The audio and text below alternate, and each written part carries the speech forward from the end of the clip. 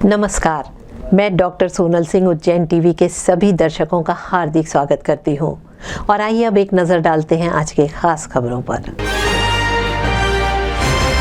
पूर्व मुख्यमंत्री दिग्विजय सिंह ने मीडिया से रूबरू होते हुए कहा, दिल्ली में हुआ घटनाक्रम था पूर्व नियोजित। श्रद्धालु महसूस कर रहे हैं महाकालेश्वर परिसर में एटीएम मशीन, श्रद्धालुओं को होती है परेशानी। यातायात पुलिस के डीएसपी श्री राठौड़ को मिला राष्ट्रपति पदक गणतंत्र दिवस पर। अन्य संस्थाओं ने भी कर्मठ जनों का किया सम्मान। भाजपा नगर कार्यालय में संपन्न हुआ नगरीय एवं ग्रामीण क्षेत्रों के कार्यकर्ताओं का सम्मेलन।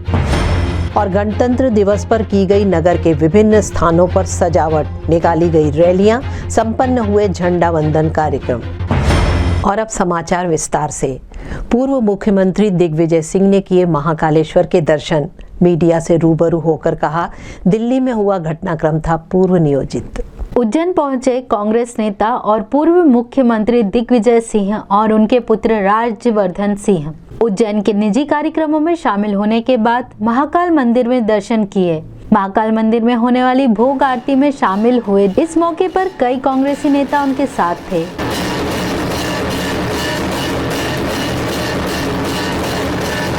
महाकाल मंदिर में आरती में सम्मिलित होने के बाद दिग्विजय सिंह ने मीडिया से बात की। दिग्विजय सिंह ने कल ट्रैक्टर परेड के दौरान दिल्ली में हुई हिंसा के लिए केंद्र सरकार को जिम्मेदार बताया। उन्होंने कहा कि दिल्ली पुलिस के रूट बदलने से बड़ा विवाद और वही कारण बना हिंसा का। 15 लोगों को किसानों ने पकड़ा, उनका नाम उजागर होना चाहिए। उन सबके पास सरकारी आईडी मिली। ये षड्यंत्र था हिंसा के लिए। मीडिया से मेरी प्रार्थना है कि इन सबके बहकावे में न आए। 2 महीने से जो लोग शांतिपूर्ण सत्याग्रह कर रहे हैं वो हिंसक हो नहीं सकते। इसमें कौन लोग शामिल हो गए? 15 लोग किसानों ने पकड़कर दिल्ली पुलिस को दिए हैं, उनका नाम उजागर होना चाहिए।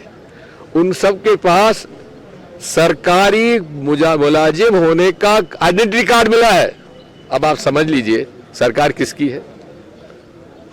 ये सुनियोजित प्रायोजित षड्यंत्र था एक शांतिपूर्ण आंदोलन का, उसको गलत रास्ते में दिखाने का। और आप सब लोगों से मेरी यही प्रार्थना है मीडिया से कि आप इनके बहकावे मत आइए। दिग्विजय सिंह से जब यह पूछा गया कि प्रदेश में भी अब कई शहरों और जगहों के नाम बदलने की बात हो रही है, तो उन्होंने कहा कि 9 करोड़ लोगों की नौकरी चली गई।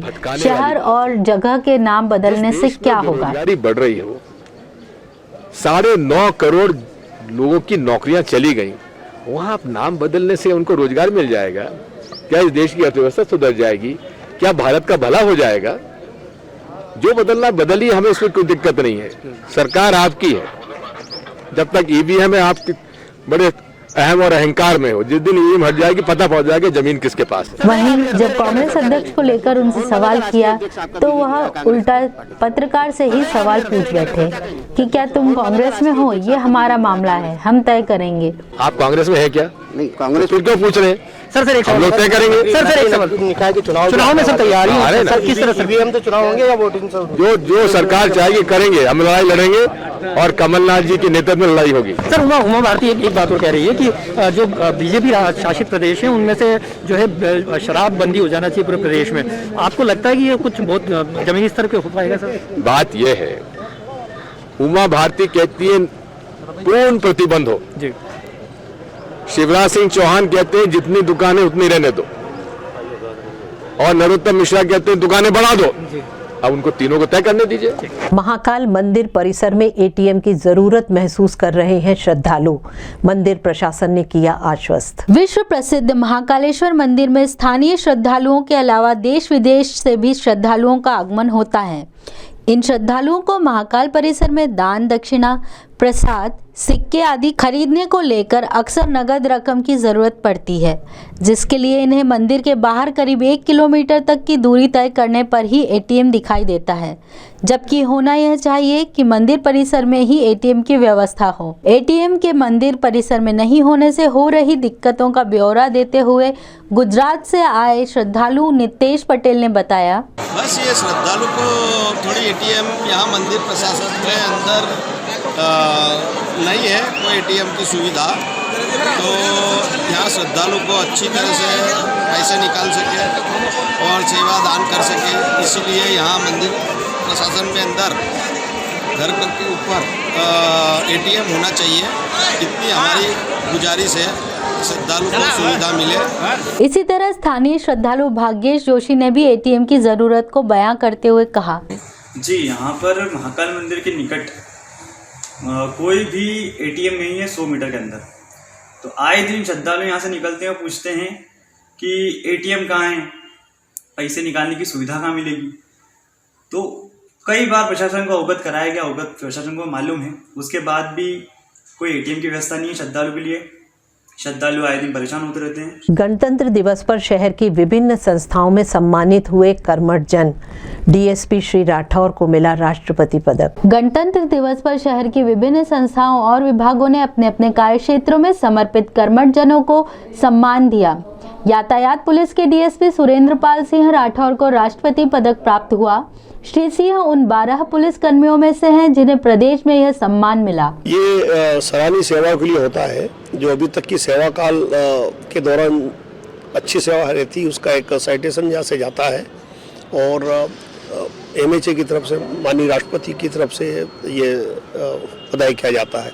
तो गणतंत्र दिवस के उपलक्ष्य में सराहनीय सेवाओं के लिए राष्ट्रपति पदक के लिए मेरा नाम इस बार 2021 में घोषित किया गया है। तो कुल कितने लोगों को इसमें चयनित किया जाता है और क्या रूपरेखा रहती है, किस बेस पे इसको चयनित किया जाता है? नहीं, जिनकी अच्छी सर्विस है और एक कमेटी बनती है, यहाँ से नाम जाते हैं, सर्विस रिकॉर्ड चेक होता है, उसके बाद भोपाल जाती है, भोपाल में पूरा कमेटी रहती है, वो सबको चेक करती है। उसके बाद जो योग्य पाए जाते हैं उनका नाम रिकमेंड करते हैं और फिर एमएचए की तरफ से डिक्लेयर होता है और माननीय राष्ट्रपति महोदय की तरफ से इसको घोषणा की जाती है। इसी तरह आरक्षक जफर अहमद जैदी को उत्कृष्ट कार्य एवं ईमानदारी के लिए श्रीमती कृष्णा वेडी देसावतु उप निरीक्षक पुलिस प्रशिक्षण शाला ने प्रशस्ति पत्र देकर सम्मानित किया। इसी प्रकार विक्रम विश्वविद्यालय के कुलपति अखिलेश पांडे ने लाइब्रेरी साइंस की छात्रा माया शर्मा को वीडियो मेकिंग प्रतियोगिता में राष्ट्रीय स्तर पर उत्कृष्ट कार्य हेतु सम्मानित किया। शहर की सेवाभावी संस्था माय हार्ट सम्यक सेवा संस्था के कार्यकर्ताओं को कोरोना काल में जरूरतमंदों को राशन वितरण हेतु सम्मानित किया गया। सम्मानित कार्यकर्ताओं में अश्विन कासलीवाल, रईस खान, नासिर बेलिम, जाबिर हाजी, दीपक जैन, मनोज तिवारी, अमित तिवारी, शफीक खान आदि हैं, जिन्हें प्रमाण पत्र भी प्रदान किए गए। भाजपा कार्यालय पर संपन्न हुआ शहरी एवं नगरीय कार्यकर्ताओं का सम्मेलन। उज्जैन भाजपा कार्यालय पर शहरी और नगरीय कार्यकर्ताओं का सम्मेलन आयोजित किया गया। उक्त सम्मेलन में सांसद अनिल फिरोजिया, विधायक पारस जैन, पूर्व सांसद चिंतामण मालवीय, पूर्व महापौर मीना जूनवाल, शहर अध्यक्ष विवेक जोशी, राजपाल सिंह सिसोदिया, बहादुर सिंह चौहान मौजूद थे। नवीन पदाधिकारियों का सम्मान किया गया। इस अवसर पर पार्टी के नेताओं ने कार्यकर्ताओं को दिशा निर्देश दिए। सम्मेलन में भारी मात्रा में नगर एवं ग्रामीण कार्यकर्ताओं ने भाग लिया। और अगर हम भारतीय जनता पार्टी को देखेंगे तो आप देखते हैं कि एक चाय बेचने वाला भी देश का प्रधानमंत्री बनता है। बहुत बढ़िया। एक किसान का बेटा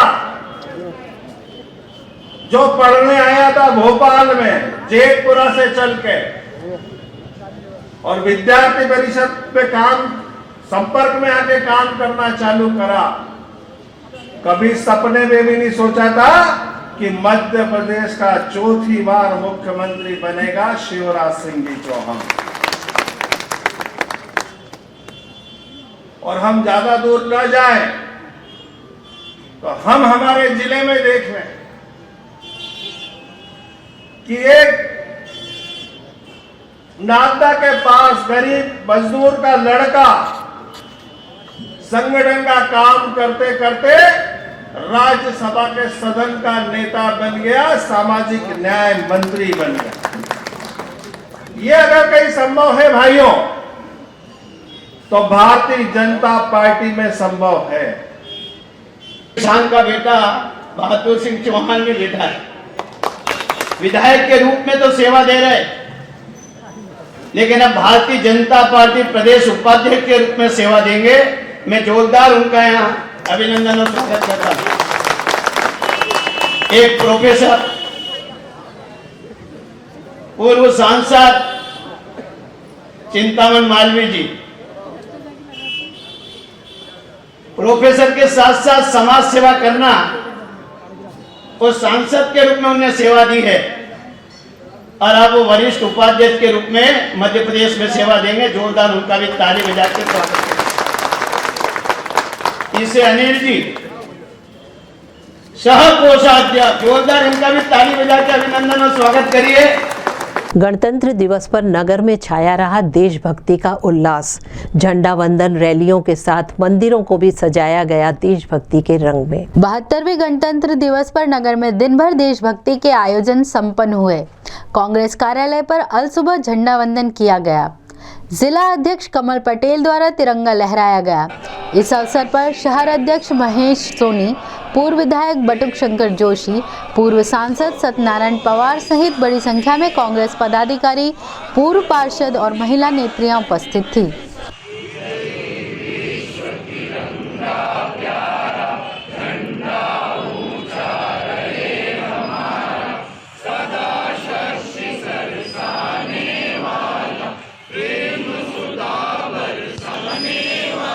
राष्ट्रवादी युवाओं द्वारा तिरंगा यात्रा शहर के प्रमुख मार्गों से निकाली गई, जिसमें सैकड़ों युवाओं ने हाथों में तिरंगे ध्वज लेकर देशभक्ति के नारे लगाए। युवाओं में उत्साह का माहौल देखा गया।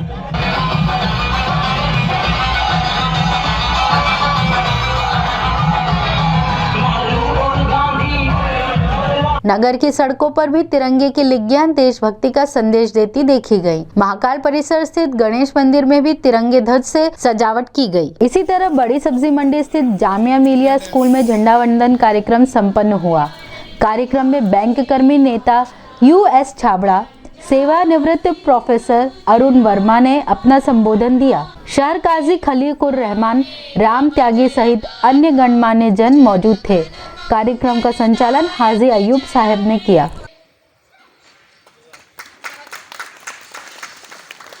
और आइए अब एक नजर डालते हैं आज के मौसम पर।